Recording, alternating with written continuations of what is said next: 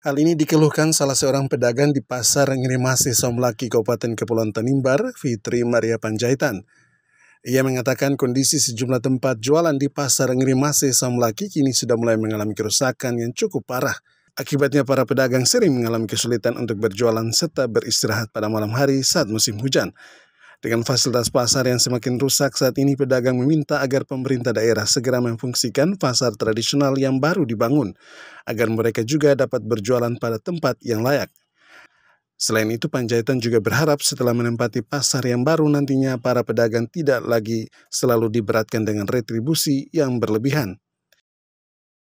Pasar ini kondisinya sudah tidak layak lagi untuk dipakai. Toh sudah bolong-bolong, mana kena hujan, mana apa.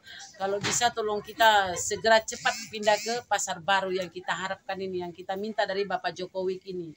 Toh kalau bisa secepatnya. Dan kalau bisa juga pemerintah harus memperhatikan katong lebih layak lagi dan lebih bagus lagi toh tempatnya.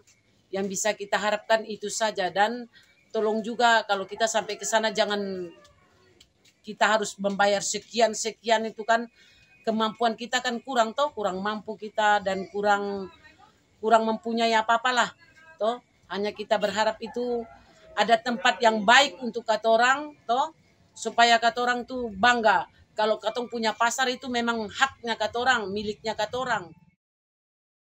Dari Somlaki, Kabupaten Kepulauan Tanimbar, kontributor TVRI Redemptor Resi melaporkan.